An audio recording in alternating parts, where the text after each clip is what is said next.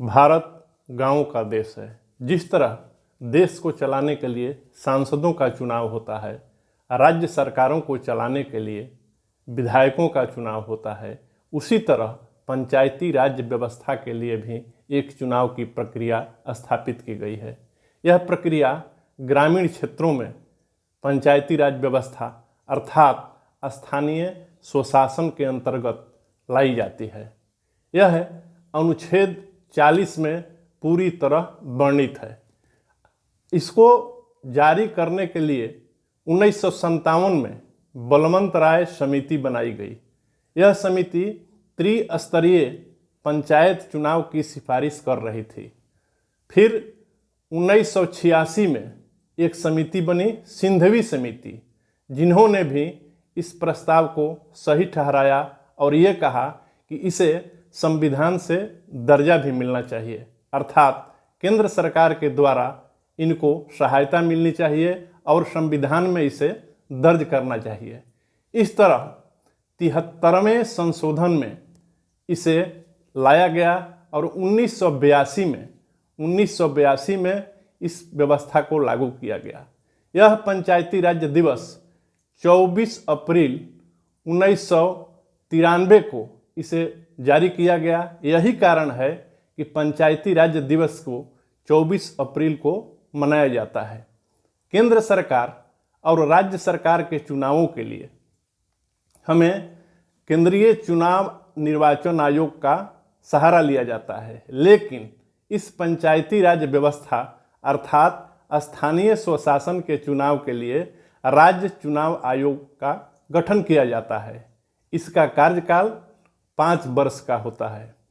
यह अब इस धारा के अंतर्गत जो संविधान से जुड़ गया है, जुड़ने के बाद इसे केंद्र सरकार से भी लागू किया गया है और यह लागू नरसिंहा राव की सरकार के समय से इसमें शामिल किया गया है। यह त्रिस्तरीय चुनाव क्यों कहा जाता है?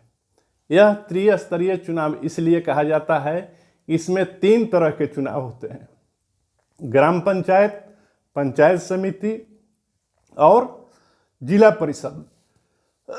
ग्राम पंचायत के अंतर्गत वार्ड मुखिया, वार्ड सरपंच और पंच का चुनाव होता है। ग्राम पंचायत के वार्ड का चुनाव विभिन्न वार्डों के द्वारा किया जाता है और एक चुनाव मुखिया के लिए किया जाता है। मुखिया के लिए अलग और वार्ड के लिए अलग, सरपंच के लिए अलग और पंच के लिए अलग तरह के बैलेट पेपर का इस्तेमाल किया जाता है। मुखिया के मदद के लिए, हेल्प के लिए वार्ड सदस्यों की संख्या निर्धारित होती है और सरपंच का जो कार्य होता है उसके सहायता के लिए पंचों की मदद ली जाती है। इस तरह एक खंड यह हो गया त्रिस्तरीय का। प्रथम खंड ये हुआ, इसमें मुखिया जीतेंगे, वार्ड सदस्य जीतेंगे, सरपंच जीतेंगे और पंच जीतेंगे।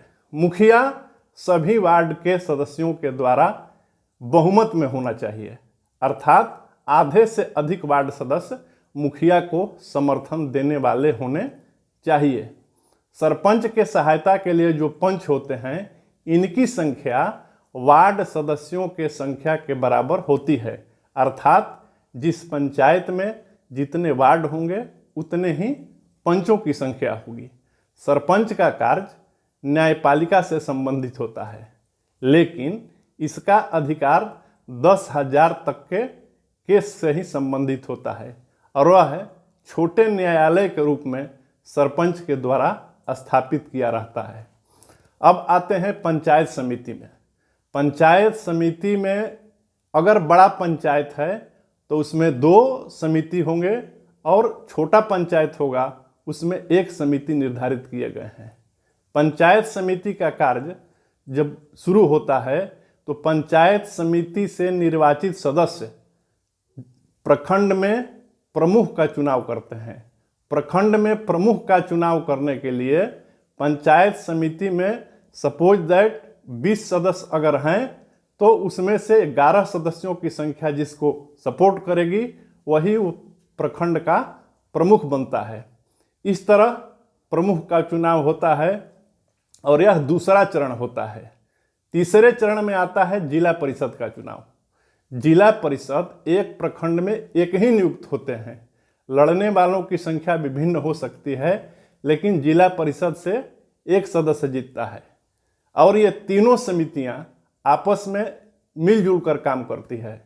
ग्राम पंचायत से जो भी कार्य और योजनाएं होती है या उसमें से जो भी समस्याएं आती है वह प्रमुख के स्तर तक पहुंचती है और पंचायत समिति के द्वारा प्रमुख और पंचायत समिति के सदस्य प्रखंड के विभिन्न गांवों के समस्याओं को संपादित कर, समावेशित कर और उसे जिला परिषद तक पहुंचाते हैं। जिला परिषद के लोग इन मुद्दों को जिले में अग्रसारित करते हैं और इसके लिए सिफारिश करते हैं कि समस्याएं ये है और इस समस्याओं का निदान होना चाहिए। तो जिला परिषद तक यह कार्य पहुंच जाता है।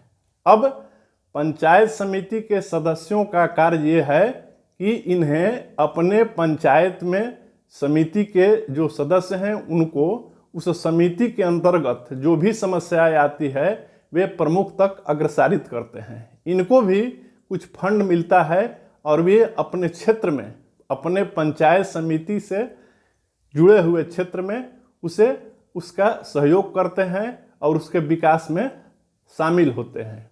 ग्राम पंचायत में मुखिया के कार्यों में जो भी फंड आता है वह वार्ड सदस्यों में नए योजना के अनुसार बिहार में अभी वार्ड सदस्यों को भी पूरा अधिकार होता है कि उनके वार्ड में जितने भी फंड और विकास के कार्य होते हैं उसमें वार्ड सदस्यों का सहयोग पूरी तरह से होना चाहिए और इस तरह इसे त्रिस्तरीय पंचायत चुनाव कहा जाता है, इसलिए कि इसमें ग्राम पंचायत, पंचायत समिति और जिला परिषद 3 तरह के चुनाव होते हैं। जिला परिषद से जो चुनाव होता है तो विभिन्न प्रखंडों से जीते हुए जिला परिषद के उम्मीदवार अध्यक्ष का चुनाव करते हैं और वह जिले में अध्यक्ष बनता है। उसमें भी बहुमत के आधार पर बनाया जाता है। मान लीजिए कि किसी जिले में अगर 10 प्रखंड हैं तो जिला परिषद के अध्यक्ष बनने के लिए आपको 6 जिला परिषद सदस्यों की संख्या होनी चाहिए। तत्पश्चात वह उसका अध्यक्ष बनता है।